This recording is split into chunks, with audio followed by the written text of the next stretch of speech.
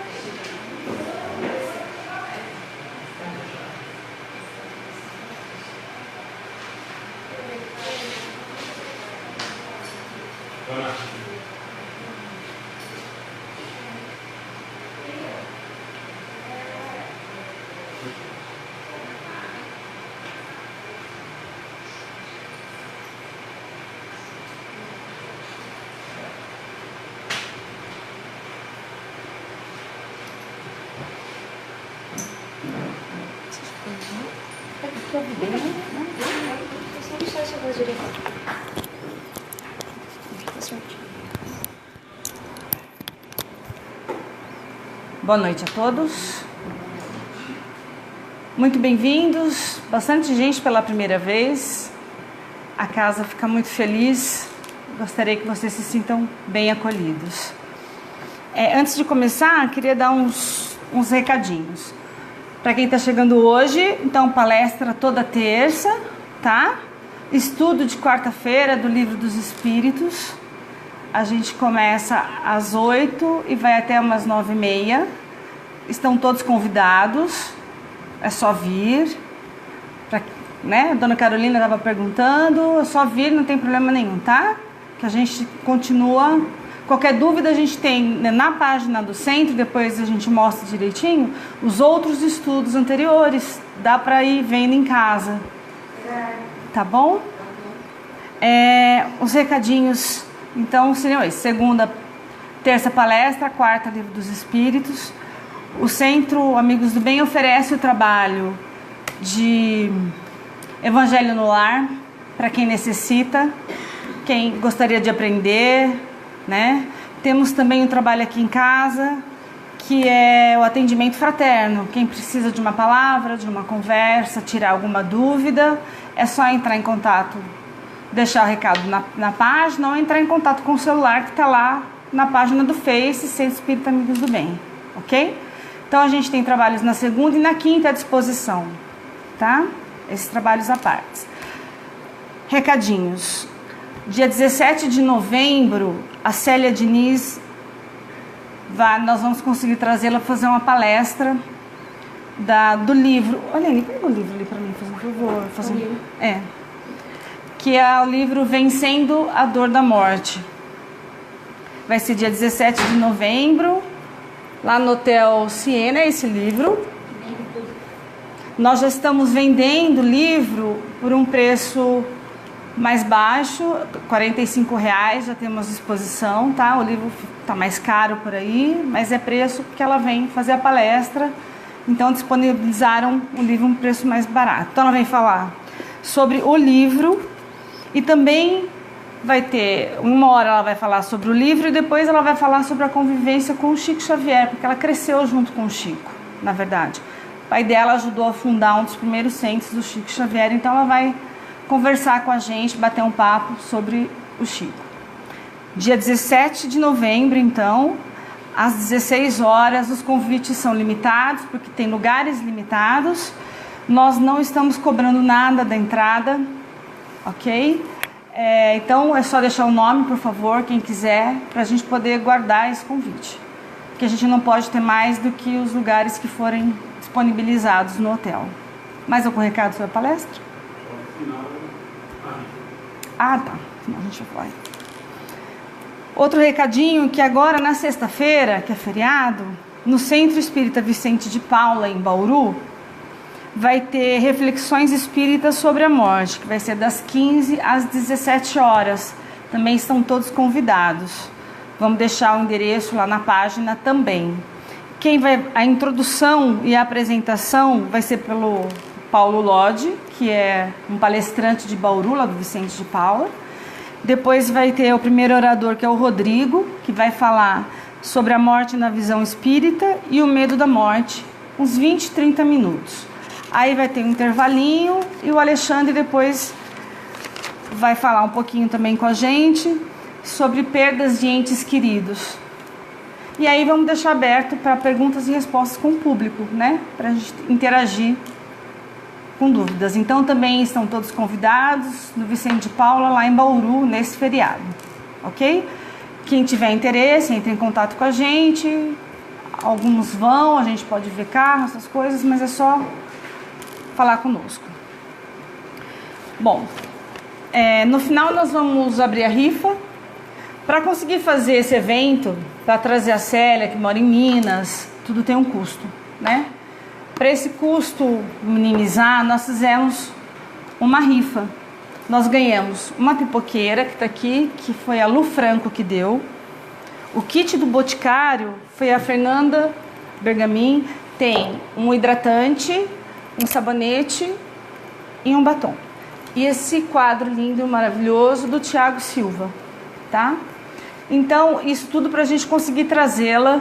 O intuito dessa palestra é trazer um pouco de conforto para as pessoas que perderam entes queridos. Afinal, a Célia, para quem assistiu As Mães de Chico, a Célia é a mãe do Theo, que com 3 aninhos ele morre, e depois ela tem a perda de uma outra filha. Então ela vem falar sobre isso.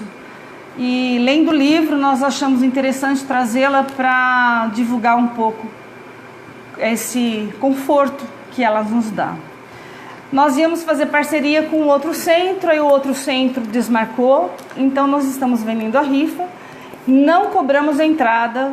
Quem quiser ajudar com qualquer doação para ajudar os custos, a gente agradece, mas não é obrigado. Ninguém vai deixar de ver a palestra por não ter dinheiro, por favor, e nem é obrigado a comprar o livro, tá ok? Cadinho dado. Então vamos lá? Vamos acalmar então os nossos corações agora, do dia a dia. Elevar o nosso pensamento a Deus, agradecendo ao nosso Pai por mais uma oportunidade de estarmos juntos, de podermos, Senhor, ouvir um pouquinho do Evangelho de Jesus. Agradecemos a Jesus, nosso Mestre, aos nossos amigos espirituais desta casa que nos acompanham, que nos protegem. Eu peço nesse momento, Jesus, que abençoe a todos nós que aqui estamos, abençoe nossos lares, abençoe os trabalhadores que não puderam vir hoje e abençoe, Senhor, a cada um que está ouvindo, que leve paz e tranquilidade, que nesse clima de paz que consigamos, Senhor, entender um pouquinho mais do Evangelho de Jesus e principalmente colocá-los em prática. Pai nosso que estás no céu, santificado seja o vosso nome. Venha a nós o vosso reino. Seja feita a vossa vontade, assim na terra como no céu. O pão nosso de cada dia nos dai hoje. Perdoai as nossas ofensas, assim como nós perdoamos a quem nos tem ofendido. E não nos deixeis cair em tentação, mas livrai-nos do mal. Que assim seja, graças a Deus. Hoje a palestra com a Aline, já é da casa, mas muito bem-vinda. Bem-vinda à nossa casa. Bem-vinda à nossa casa. Boa palestra. Obrigada. Boa noite. A boa maioria já me conhece. Eu sou a Aline, sou trabalhadora aqui da casa. E hoje não, na semana que o Alexandre me convidou para fazer a palestra, ele me deu logo depois o desafio de falar sobre o Evangelho no Lar. E aí eu separei algumas coisas que eu acho que são interessantes da gente falar. E também achei importante falar um pouco da oração, né? Porque o Evangelho no Lar, ele tem essa influência de também se fazer a oração, né? Como um complemento, então eu trouxe. E aí eu sempre gosto de pesquisar um pouco do que é científico, um pouco do que a literatura nos diz, enfim. E aí eu fui olhar, obviamente, no dicionário, e lá estava escrito que o Evangelho significa conjunto de ensinamentos de Jesus Cristo. Logo depois ele diz, religião. Cada um dos 4 livros dos apóstolos, Mateus, Marcos, Lucas, João, incluindo o Novo Testamento, e que narram a vida e a doutrina e a ressurreição de Cristo. A liturgia, trecho do Evangelho, que se lê na missa. E o figurado, princípio da doutrina de um grupo de pessoas. Ou seja, não tem como fugir do Evangelho sem falar de Jesus, sem falar de Deus. Não há nenhum sinônimo, não há como a gente burlar o Evangelho sem falar de Jesus Cristo. E aí eu fui pesquisar como que surgiu, né, essa prática de ler o Evangelho, né? Quando surgiu o Evangelho psicografado, né, psicografado por Allan Kardec, e aí vocês entendam, né, como ele fez toda a codificação. Em abril de 1864, ele lançou o Evangelho segundo o Espiritismo, e ele começou a receber muitas perguntas de que modo as pessoas poderiam fazer uma prece de manhã ou à noite. E indagado por isso, né, com essas questões e esse monte de gente perguntando o que ele poderia fazer, né, em relação a essa oração de manhã e à noite, ele respondeu no mesmo ano, na Revista Espírita, o que essas pessoas poderiam fazer. E aí ele responde a seguinte coisa. Vários de nossos assinantes nos testemunham o lamento de não terem encontrado na nossa a imitação do Evangelho segundo o Espiritismo, uma prece especial para a manhã e à noite, para uso habitual. Lembrando que o Espiritismo, quando ele surgiu, né, já havia o cristianismo, obviamente, então as pessoas vieram ainda com essas sequelas, né, de como era o cristianismo. Então, haviam missas, as pessoas estavam acostumadas em fazer orações, né, e todas essas coisas. E aí ele continua. Faremos notar que as preces contidas nessa obra não constituem um formulário que, para ser completo, deveria delas conter maior número. Elas fazem parte das comunicações dadas pelos Espíritos. Nós ajuntamos no capítulo consagrado ao exame da prece, como juntamos a cada um dos outros capítulos, as comunicações que poderiam a eles se relacionar, omitindo de propósito as de manhã e da noite. Quisemos evitar de dar à nossa obra um caráter litúrgico. Por isso, nós limitamos as que têm uma relação direta com o Espiritismo, cada um podendo encontrar as outras nas do seu culto particular. Ou seja, não há uma prece para manhã e noite e você faz a oração que lhe é cabível para o teu culto particular. Todavia, para ponderar o desejo que nos foi manifestado, damos a seguir que a nós parece melhor responder ao objetivo que se propôs. Então as pessoas continuariam com dúvida mesmo, ele dando essa resposta, né? E nesse mesmo momento, né, quando ele responde essa pergunta, ainda na Revista Espírita de 1864, ele sugere que as pessoas façam a oração dominical. A oração dominical, ela é um Pai Nosso, né? Não sei se todo mundo já viu, mas ela é um pouquinho mais estendida e bem esmiuçada. Então, quando ele fala das ofensas, ele explica bem certinho a parte das ofensas. Então, ele é um pouquinho maior e muito completo. É muito bonito, inclusive. Recomendo que vocês leiam. Mas ele aproveita essa deixa, né? E sugere mais ainda que nós façamos uma vez por semana uma oração um pouco mais longa, que seria o Evangelho no Lar. E dessa forma, ele cria o primeiro embrião, né, do culto do Evangelho no Lar, que no cristianismo seria o que Jesus ensinou para os apóstolos, né, de fazer as orações. E aí tem uma psicografia do Francisco Cândido Xavier, não sei se vocês conhecem esse cara, mas ele é bem conhecido no meio espírita, que ele psicografa por Neio Lúcio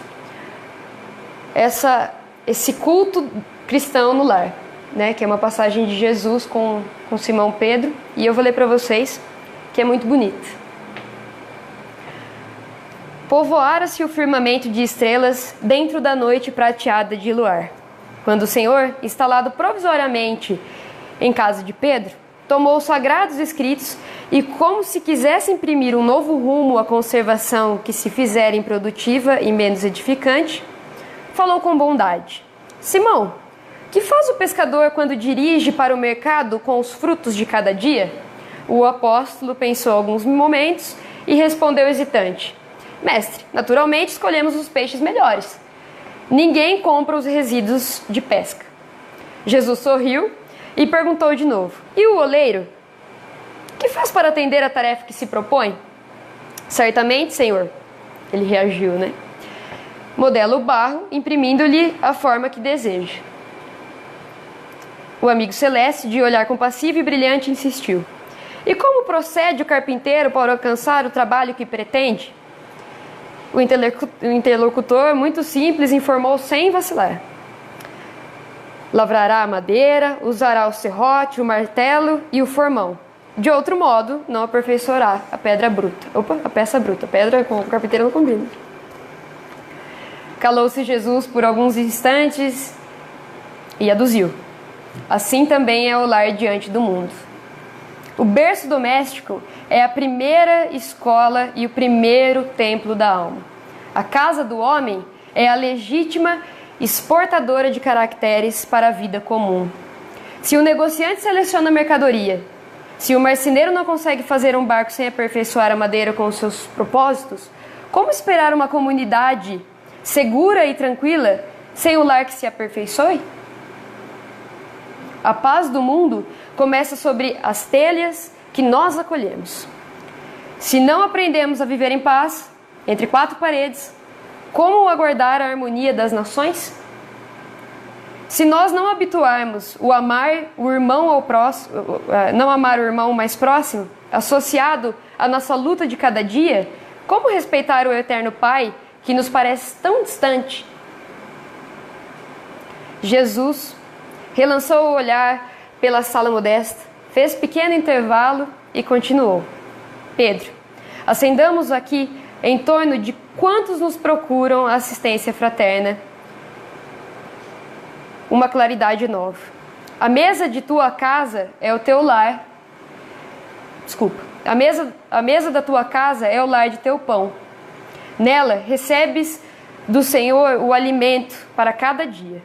Por que não instalar ao redor dela a sementeira da felicidade e da paz na conservação e no pensamento? O Pai, que nos dá o trigo para o celeiro, através do solo, envia-nos a luz através do céu. Se a claridade é a expansão dos raios que constituem, a fartura começa no grão. Em razão disso, o Evangelho não foi iniciado sobre a multidão, mas sim no singelo domicílio dos pastores e dos animais. Simão Pedro fitou o mestre e, com os olhos humildes e lúcidos, como se não encontrasse palavras adequadas para explicar, murmurou tímido: Mestre, que seja feito como desejas. Então Jesus, convidando os familiares dos apóstolos à palestra edificante e à meditação elevada, desenrolou os escritos da sabedoria e abriu na terra o primeiro culto cristão no lar. Isso está em capítulo 1, o livro de Jesus no lar, de Neio Lúcio, e a obra psicografada do Chico Xavier. Vou fazer uma pausa dramática para que a gente pense sobre isso. Ultimamente a gente tem dito muito de melhorar, né? Precisa se melhorar, de como melhorar. E a gente, na boa parte das vezes, busca melhorar o global, o que não está no nosso alcance. Quando na realidade a gente não está fazendo nem o mínimo, que é fazer dentro do nosso lar, cuidar das pessoas que moram junto com a gente. O convite de Jesus é para que primeiro a gente faça dentro de casa, para que depois a gente estenda isso a nível dos nossos vizinhos, a nível da cidade e a nível global. Eu vou contar uma historinha, né? Existia um rapaz que ele chama Paulo, e estava ele e a irmã dele no médico, junto com o pai, que o pai estava muito doente. E aí esse pai estava gemendo de dor, chorando, sofrendo, e o médico, né, olhando aquela situação, já percebendo que provavelmente haveria uma doença muito mais grave, virou para Paulo e a irmã e disse: vocês sabem rezar? E aí eles assustaram, né? Porque como assim você vai querer rezar e meu pai está sofrendo? E ele falou assim: eu sou budista, mas eu sei rezar o Pai Nosso. Dá a mão para mim, vamos rezar. E aí eles começaram a rezar. E no meio daquela euforia de dores, o pai se silenciou e parou de reclamar.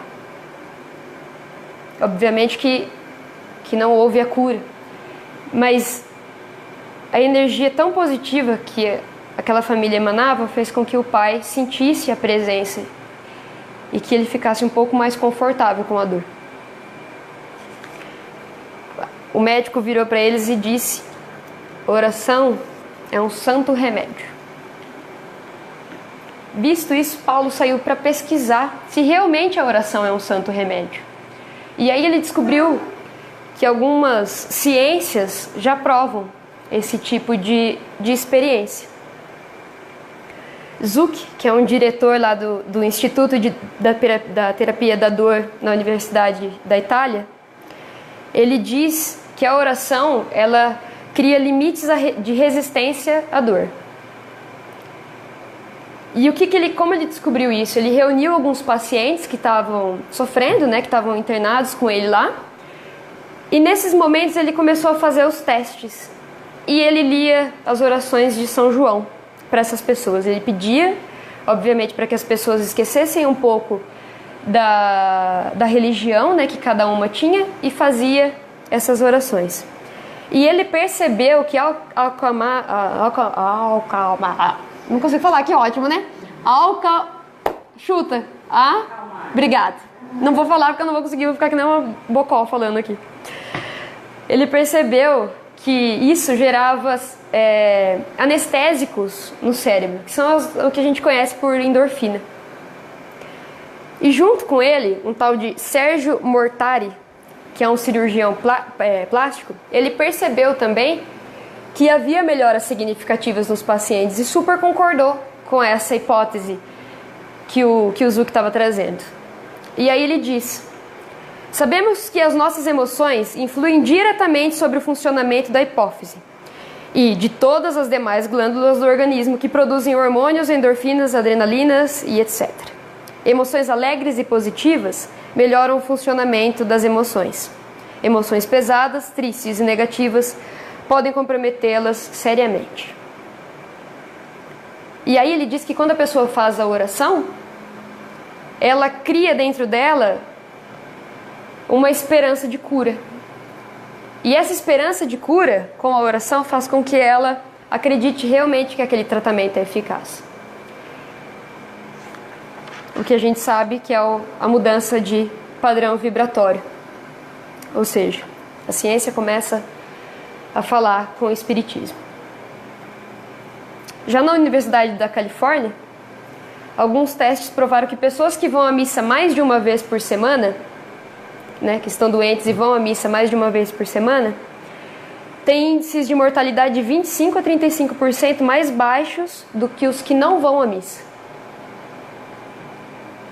Outro estudo de Herbert Benson, professor da Escola de Medicina de Harvard, que ele investiga isso há mais de 20 anos, ele começou a estudar o metabolismo das pessoas que fazem oração, né, que tem algum tipo de religião e que fazem isso com frequência.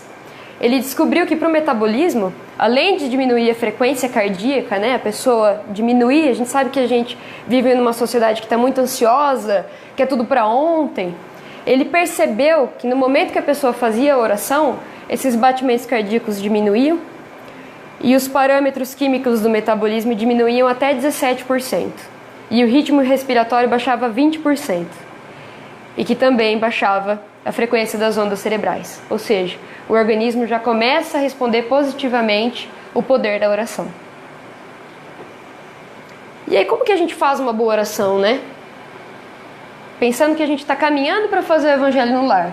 Vou fazer o evangelho do lar, mas putz, não sei nem orar. Muita gente acha que não sabe rezar. E tem uma frase muito boa que diz assim: muitos cristãos rezam baixinho com medo de que Deus ouça realmente, porque pobres criaturas, na verdade, nunca quiseram ser ouvidos. Escreveu com uma ponta de ironia Charles Spence Leys.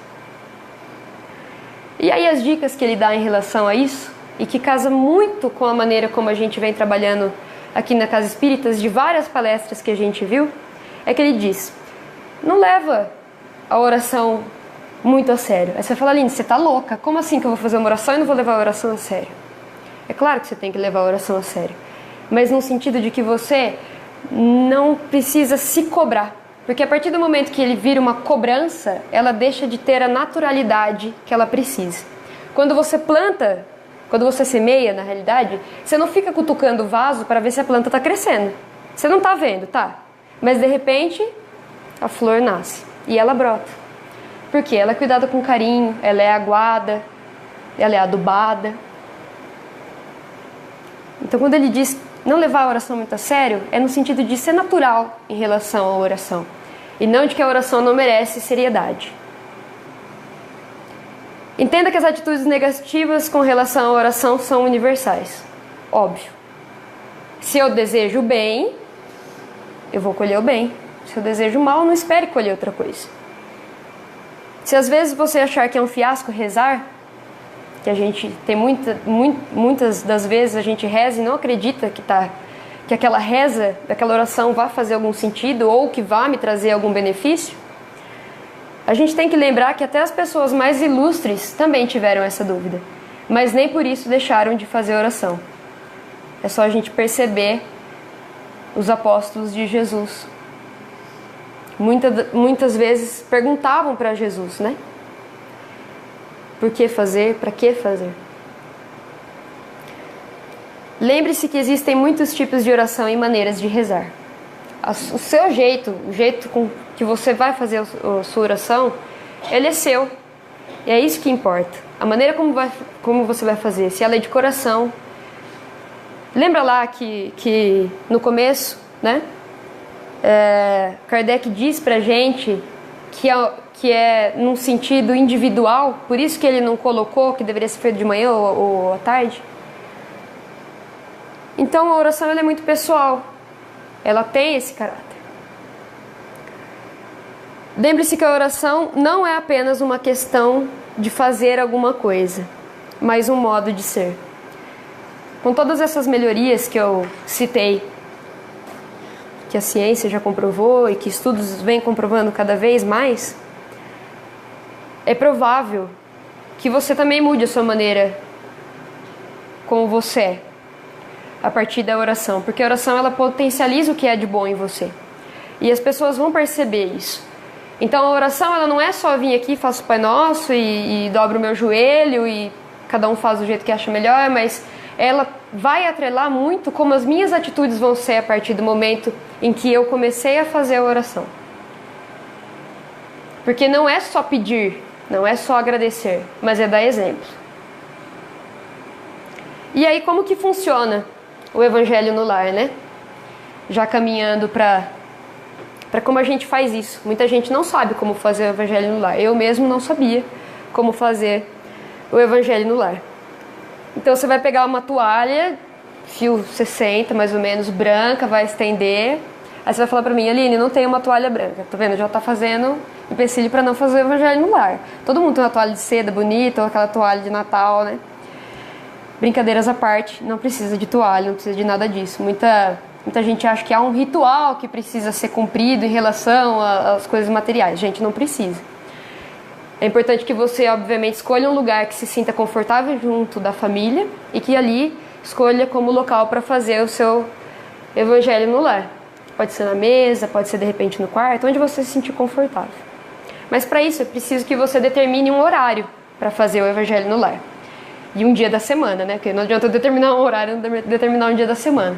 Então você seleciona um dia da semana e faz em um horário que seja bom para todo mundo. E nesse dia, que você marcar a oração, o Evangelho no Lar, é importante que dure pelo menos uns 30 minutos a 1 hora esse bate-papo com o Evangelho. Aline, mas eu não tenho tudo isso para fazer. Comece fazendo e vai testando. Você vai arrumar um tempo. Você arruma tempo para tanta coisa, por que você não vai arrumar tempo para fazer o Evangelho no Lar? E aí é muito importante que você conserve essa pontualidade. Por quê, Aline?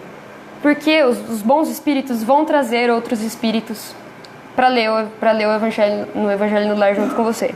Então, Aline, eu não vou fazer porque eu tenho medo de espírito. Engana-se, porque tá sempre cheio de espírito o tempo todo. Não tem como você fugir. Você vai fazer o quê? Vai ficar correndo e achando que tem espírito atrás de você? Você vai correr 7 dias sem olhar para trás, né? Porque você fazendo ou não o Evangelho, vai ter espírito na sua casa. O que vai diferenciar é o espírito que vai vir. Portanto, a partir do momento que você se compromete a fazer o Evangelho no Lar, outros espíritos que precisam ouvir aquela mensagem vão estar lá. E você precisa ter compromisso com eles. E mais do que com eles, ter com você. Porque você se comprometeu a fazer. Nunca parar o roteiro. Então, de repente, eu estou fazendo Evangelho no Lar, alguém me liga, alguém me manda uma mensagem no WhatsApp. O WhatsApp, obviamente, que você não vai responder. E a ligação você pode até atender caso seja uma emergência. E aí, é precioso que você diga para essa pessoa que você está no momento de oração. Provavelmente ela vai se assustar, porque as pessoas não estão acostumadas com isso. Mas você pode dizer a ela, porque não tem mal nenhum você falar que está fazendo Evangelho no Lar e que retorna a ligação depois. Em caso de indisponibilidade, né? Então eu não estou no lugar, o que eu faço? Para onde eu vou? Né? Se eu estou numa viagem, o que vai acontecer? Meu Deus, eu não posso viajar mais porque eu comecei a fazer Evangelho no Lar. Não, gente, obviamente que não. Mas é importante que você continue mandando vibrações para a tua casa, enquanto você não está lá. Porque o Evangelho no Lar, ele é contínuo. Para onde você for, que você leve essa missão de fazer. E para quem é médium, tomar o máximo de cuidado para não ter nenhuma ação mediúnica, né? Não é o momento. Se não sentir a vontade, para que trate isso, estude da melhor maneira para que possa conseguir segurar a barra e não ter nenhuma ação mediunizada, né? Tanto porque você pode até assustar os outros participantes que não estão acostumados, né? E preparar um recipiente com água potável. Porque no momento que a gente coloca água antes de fazer o Evangelho, começa a se preparar e fluidos positivos, o famoso remédio, vai estar naquela água. E aí como que a gente faz o Evangelho no Lar, né? Separado e entendido tudo isso. A gente faz uma prece inicial, a gente reza, curta, não precisa ser uma reza muito longa, e começa fazendo a abertura e pedindo para que tenha permissão de fazer o Evangelho. Em seguida, a gente faz a leitura do Evangelho. E aí, como que a gente faz a leitura do Evangelho? A gente pega o Evangelho e abre e lê. Na página que cair, você lê aquela parte que caiu. Eu fiz isso no domingo e levei um susto, porque eu realmente precisava ouvir o que estava escrito lá.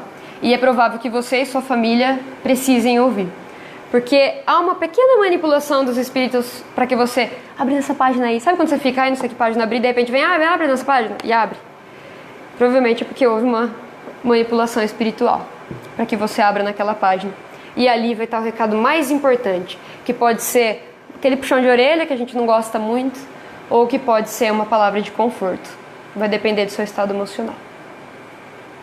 Depois disso, depois de lido, dá um tempinho, respira, absorve e faça os comentários na mesa com as pessoas presentes. E é muito importante que nesse momento dos comentários vocês respeitem o ambiente. Não é para brigar, não é para achar que é melhor que ninguém, não é para se achar um inteligentão. Vocês ainda estão em oração e é muito importante que nesse momento mantenha-se a ordem dentro da casa. Depois disso, é o momento de pedir, agradecer, fazer a oração E sempre pensando no vizinho, nas pessoas que não puderam participar, nas pessoas que estão doentes, naquelas que a gente tem mais amor e naquelas que a gente também não tem mais amor. Bebe-se a água, que já foi fluidificada, né? Pega da jarra, põe no copinho e bebe. E aí, nesse momento, você vai receber o teu remédio para o que você precisa. De repente, uma dor de estômago, uma dor de cabeça, uma dor espiritual que você não sabe de onde vem, para que se tem. E aí faz a prece final agradecendo e permitindo para que se termine o trabalho que começou. Jesus já dizia: onde estiverem 2 ou mais reunidos em meu nome, eu estarei lá. Mateus 18, 22. E tem alguma contradição em fazer o evangelho no lar?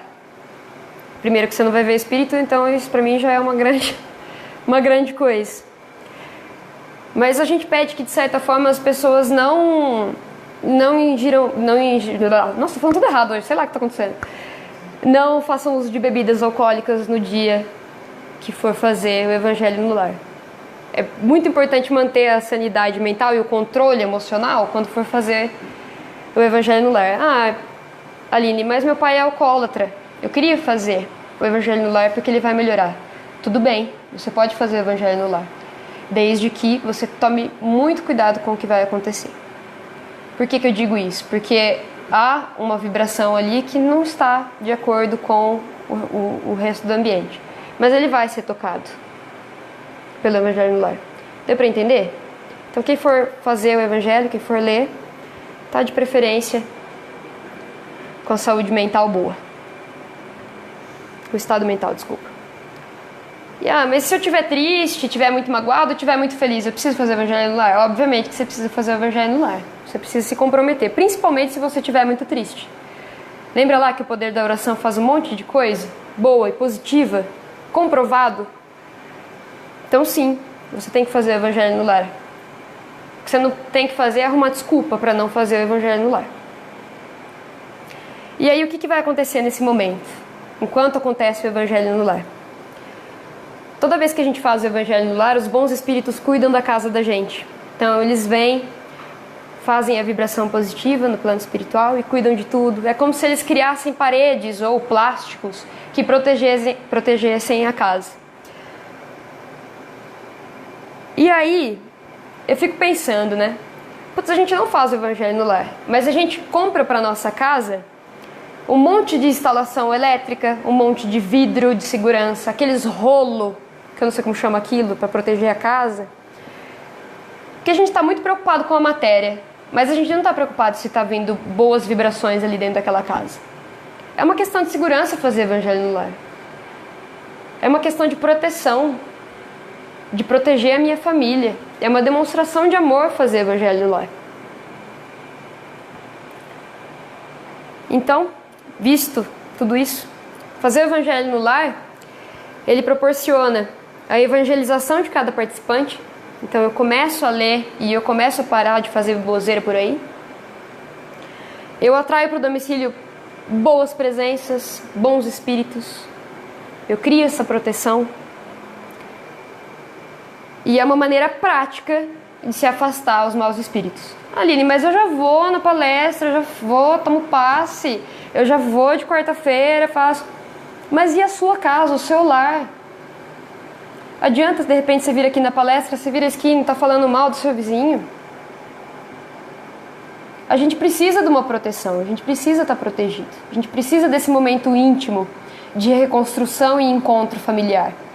Porque é isso que se trata o evangelho. É você alimentar a sua família daquilo que talvez falte.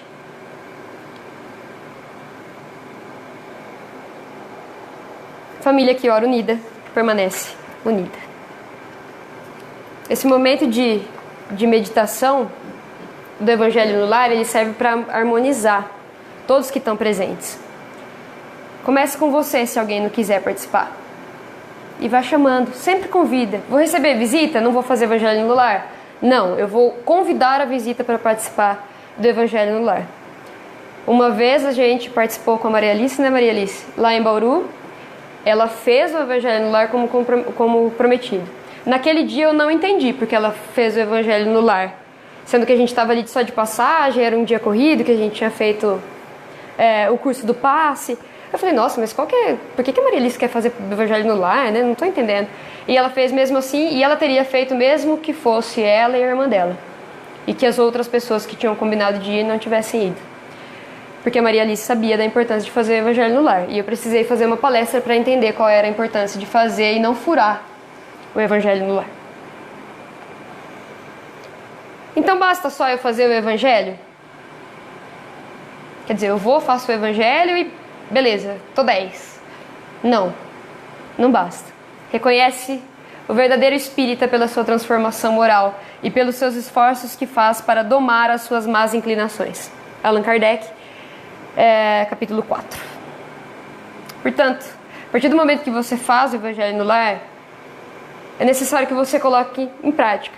Lembra que a gente está no mundo de provas e expiações, né? Então tudo que eu fizer, eu tenho que fazer de forma com que eu aprenda com aquilo. E é muito dolorido, dependendo da lição que for o seu puxão de orelha. Eu tomei como partido resolver algumas coisas, algumas quiacas que eu arrumei no decorrer desse processo eleitoral, que eu acho que acabou acontecendo com boa parte das pessoas. E assim que virou e que acabou, eu me comprometi, porque eu tinha lido o Evangelho, me comprometi que naquele momento em diante eu não cometeria mais os mesmos erros. E chamei todas as pessoas que estavam sofrendo e mandei mensagens para elas positivas. E não só isso, mas também me reconciliei com as pessoas que eu magoei. Porque o orgulho não serve de nada na vida da gente. E a gente tem que saber voltar atrás. E isso que o Evangelho ensina, que orgulho e vaidade não vão levar você em lugar nenhum. Ele vai te dar a ferramenta e o modo como fazer. Não se preocupe. Lembrando que quanto mais você sabe, mais responsabilidade você tem pelo material conhecido. Então não adianta eu ler o Evangelho e simplesmente não fazer.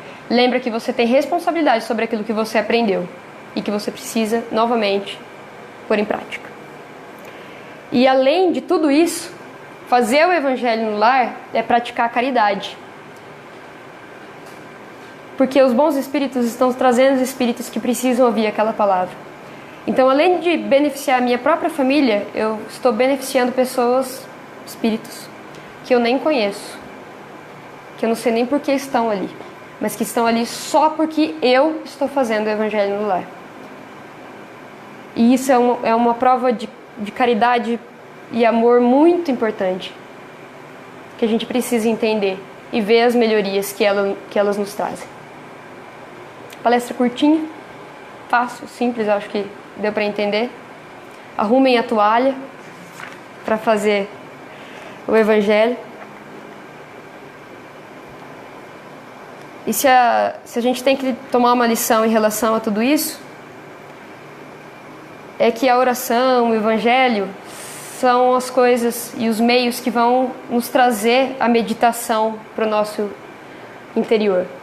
Para que a gente dê uma pausa no nosso dia ou na nossa semana, que seja, e contribua, nem que for só um pouquinho, para a nossa melhoria moral. Porque não é o espírito que tem que viver nos bastidores, é a gente que tem que viver nos bastidores do espírito. Tudo que a gente puder fazer para alimentar a nossa alma e o nosso espírito é o que vai resultar numa boa qualidade de vida no plano material. Espero que vocês saiam daqui motivados, ou que pelo menos pensem na hipótese de fazer o Evangelho no lar, mesmo que seja sozinho.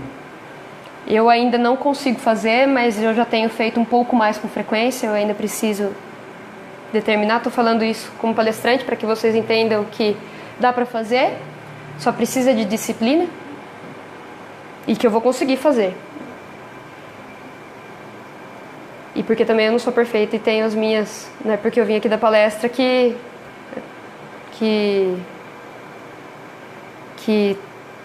eu preciso forçadamente dizer que eu faço uma coisa que eu não faço, mas que eu estou aprendendo a fazer. Todos nós estamos aprendendo. Agradeço sempre a oportunidade, é sempre muito bom. Toda vez que que eu monto uma palestra, eu tenho absoluta certeza que a mais beneficiada sou eu, porque eu pesquiso, leio e tento trazer aquilo que é o mais importante, que de certa forma consiga nutrir todos vocês. Obrigada, viu, gente? Boa noite.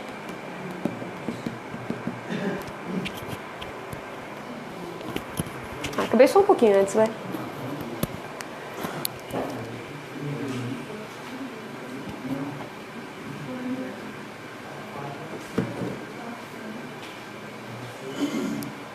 Vai abrir, né? Teria quem não pagou, quem não pagou não ganha. Ué. Mas era antes? Não? Não. Ah, não gozou ainda, né? Deixa eu sentar pra lá, porque eu não vou. Ou eu vou ficar assim. Agora vai sortear o quadro. Ficar dançando aqui atrás? Pra apresentar.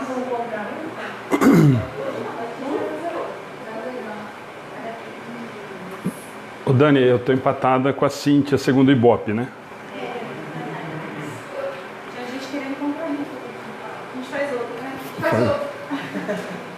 Não, compra, não precisa do número, é só doação.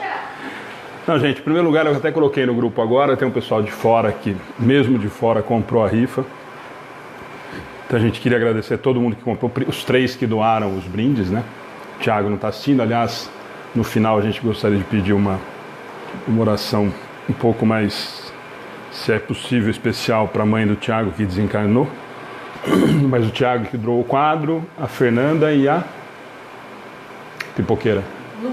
Lu Franco. Então a gente queria agradecer muito os 3 brindes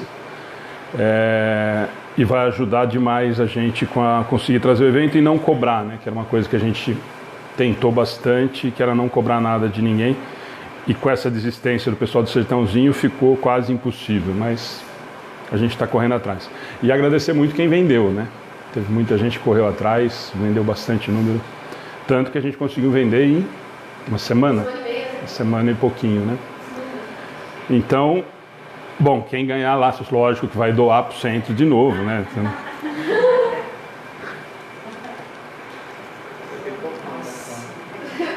Fica o looping das milpas, né? Eu não sei, qual que é os nomes? Nem sei. Tá marcado. Tem relação aqui de quem marcou.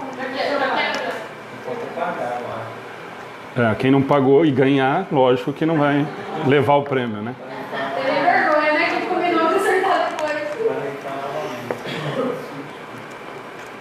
Nossa, que suspense. Acho que não deu nome nenhum.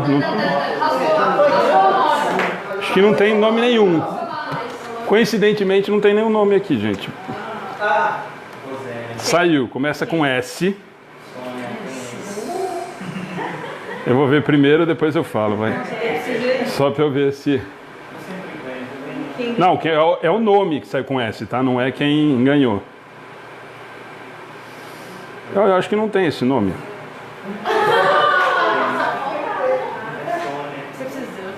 Não.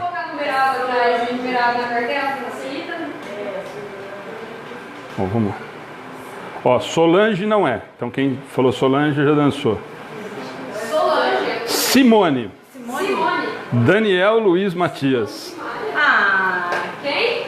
Daniel Luiz Matias.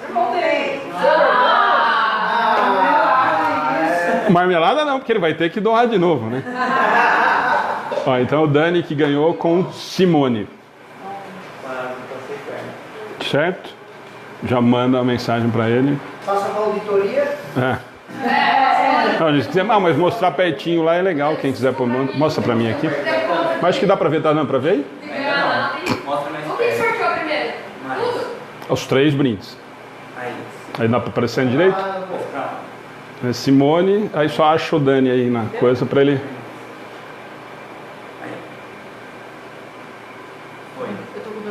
Foi? Só viu, quer mostrar o do Dani que ganhou? Foi. Aqui, ó. Tó, olha lá.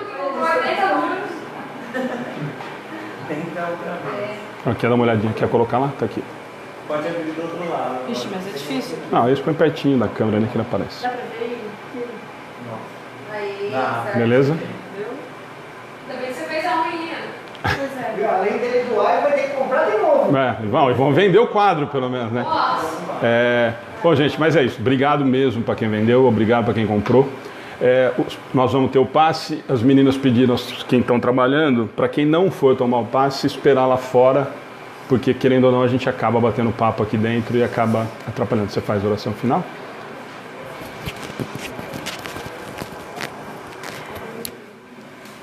E na camiseta do Perispírito, que o Manu está de novo devendo as propagandas.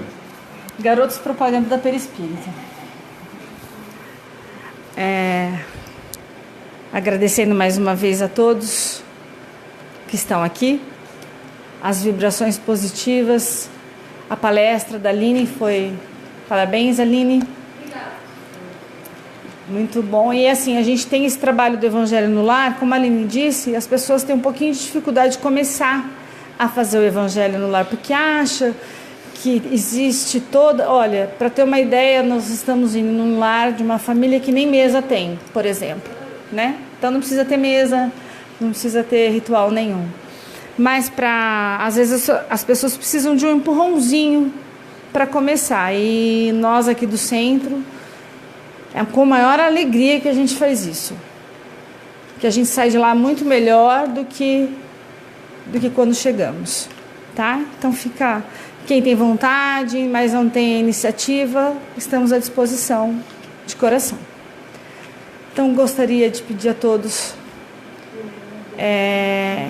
nessa oração final, gostaria de pedir pelo Tiago, do Esse Quadro, nosso grande amigo, e principalmente pela mãe do Tiago, Dona Jandira, que desencarnou nesse domingo,